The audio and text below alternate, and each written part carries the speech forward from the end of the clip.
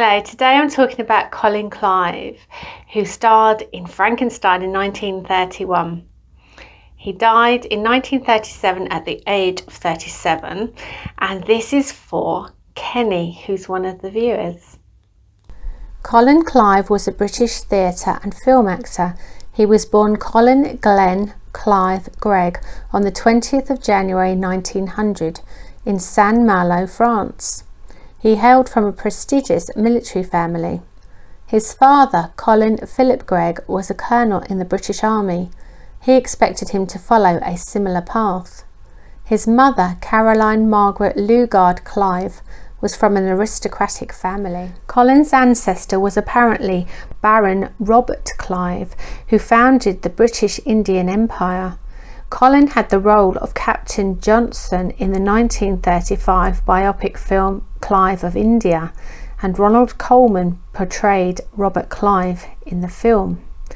In an interview with Picture Play magazine, he said, "I would have liked the opportunity to portray that hard-drinking ancestor of mine."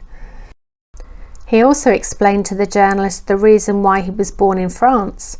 He said, "You see, my country was engaged in the Boer War. My mother went to France to get away from the turmoil at home, and I wanted to be with her when I was born, so I had to be born in France." He winked and grinned after saying it. He attended Stonyhurst College in England and later enrolled at the Royal Military Academy, Sandhurst. He was 18 and he was thrown from a horse and then crushed by the horse. He said in the magazine article that he suffered 2 broken knees, and when he was recuperating, he decided to become an actor. He met actor and manager Sir Charles Hawtrey.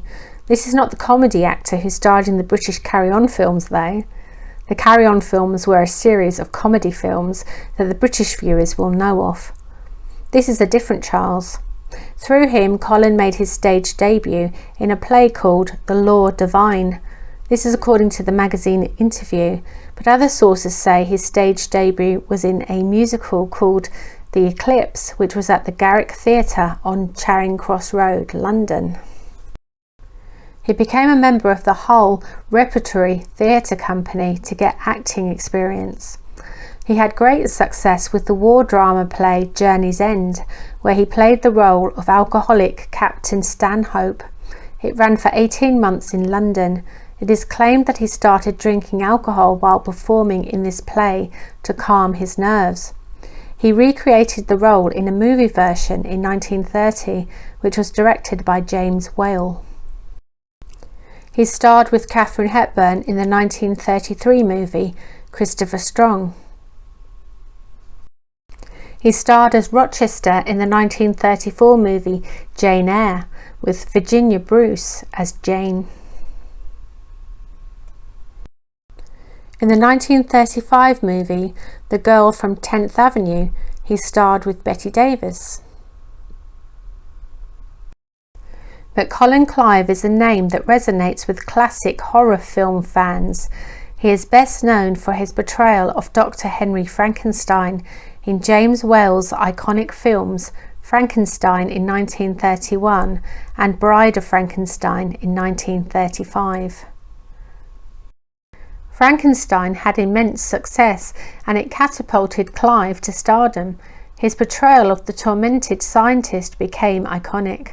Clive's haunting delivery of the line, "It's alive, it's alive," remains one of cinema's most memorable moments.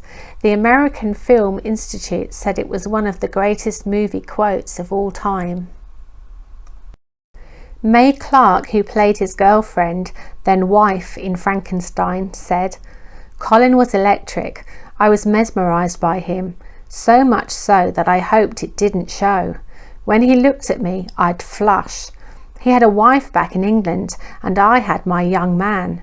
In fact, I was glad my fiancé was at the premiere that night to be my good anchor against my stormy waves of fancy for Colin." Following the success of Frankenstein, Colin reprised his role in the equally acclaimed sequel Bride of Frankenstein. His portrayal in both films showcased his ability to convey complex emotions capturing the character's descent into madness and obsession. Colin's intense performances earned him critical acclaim and a dedicated fan base. In the 1935 interview with Picture Play magazine, he said, "I nearly laughed myself to death during the making of Bride of Frankenstein." He said the director had to say cut numerous times because every time he looked at Boris Karloff dressed up as the monster, he cracked up with laughter. Colin received only 30% of his earnings because he paid income tax in both England and the US. If he had become an American citizen, he would have stopped paying the English income tax. However, he said in the magazine article with Picture Play magazine, "I want to be able to offer my services if England should become involved in a war." Despite his professional success, Colin Clive's personal life was marred by struggles. He battled chronic alcoholism, which took a toll on his health and relationships. His addiction affected his work and led to strained interactions with colleagues. He had married Evelyn Taylor in 1922 after they met as students while studying at the Royal Academy of Dramatic Arts. They separated, and before they were divorced, she died in 1929. He married actress Jeanne de Casselis in 1929, but they separated. Colin Clive's last two films, released in 1937, were History is Made at Night with Jean Arthur and The Woman I Love with Miriam Hopkins. On the 25th of June 1937, at the age of 37, Colin passed away due to complications from tuberculosis, which were worsened by his alcoholism. His untimely death shocked the film industry and left a void in the hearts of his fans. Colin Clive's contributions to cinema, particularly in the horror genre, continue to be celebrated. His portrayal of Dr. Henry Frankenstein remains a benchmark for actors in similar roles, and his ability to convey vulnerability and intensity set him apart from his contemporaries. Despite his short-lived career, Colin's impact on the film industry endures, and his performances are remembered as masterpieces of early horror cinema. Actor Peter Lorre was one of his pallbearers at his funeral. They had starred together in the 1935 horror movie Mad Love. In this film, Colin has the hands of an executed murderer sewn on after his hands have been crushed. He needs new hands because he is a concert pianist. James Whale and his estranged wife, Jeanne de Casselis, did not attend. Jeanne sent roses. In her memoir, Things I Don't Remember, she didn't mention Colin. Someone is selling this autographed photo of Colin for 1 cent short of $4,000. There is a cenotaph to Colin in the Rose Garden of the Chapel of the Pines, 1605 South Catalina Street, Los Angeles, California. This is where he was cremated. Colin's ashes were at the funeral parlour and were unclaimed for over 40 years. They were finally scattered at sea in 1978. But a man has written on a website that his great-uncle worked in the mortuary business, and his great-uncle bought Colin's urn with his ashes inside for $100, and that he now is in possession of them. Is it true or not?